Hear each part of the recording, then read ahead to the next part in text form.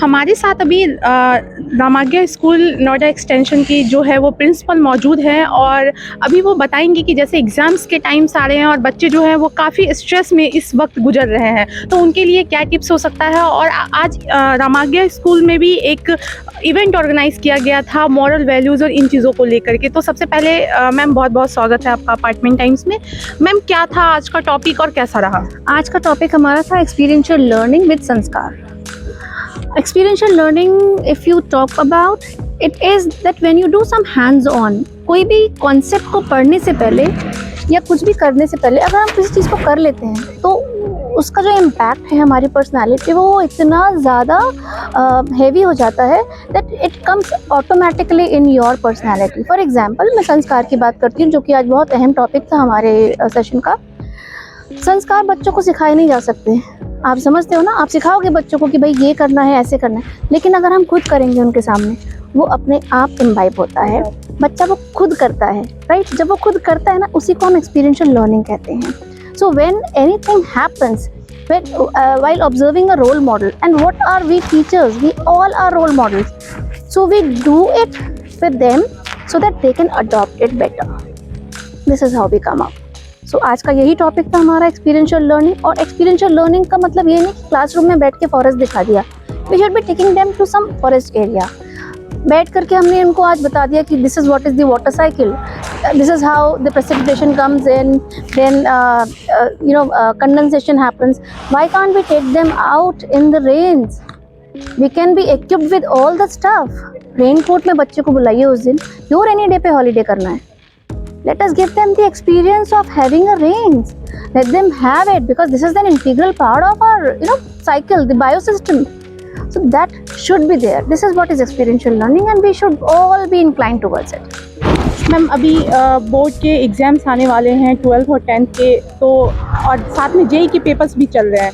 तो नोएडा के जो बच्चे होते हैं, या नोएडा के नहीं, इवन कि कहीं के भी जो बच्चे हैं, वो बोर्ड एग्ज़ाम के लिए जैसे स्कूल से फर्स्ट टाइम बाहर जाते हैं, दे आर वेरी नर्वस कि कैसे होगा, क्या मतलब किस तरीके से होगा, क्योंकि फर्स्ट टाइम वो स्कूल से बाहर जा रहे होते हैं एग्ज़ाम देने के लिए। तो उनके लिए मैम कोई tips?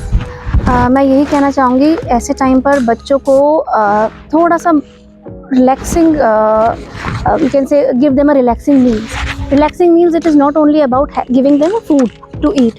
Relaxing meals like sound sleep, sound relaxing time, some time for their selves also.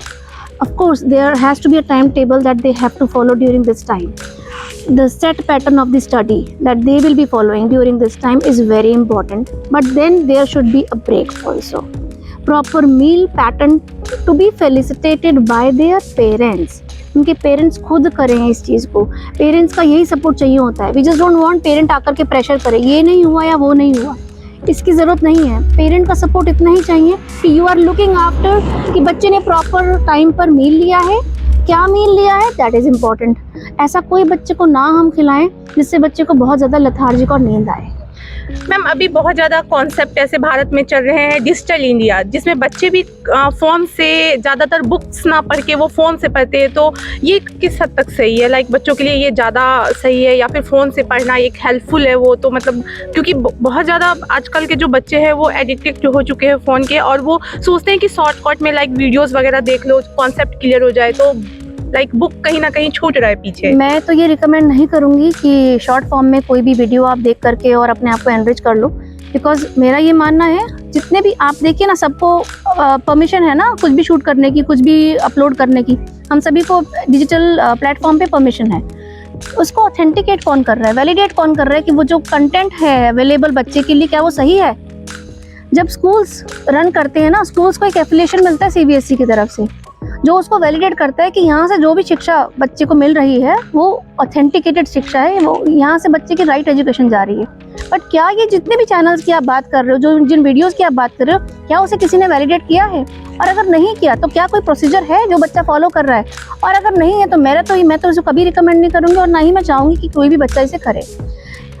आप जो कह रहे हो डिजिटल ट्रांसफॉर्मेशन थ्रू डिजिटाइजेशन, ये बहुत ज़रूरी है, क्योंकि there are so many different proper sites जो रिसर्च के लिए आपको अपॉर्चुनिटी प्रोवाइड करती हैं।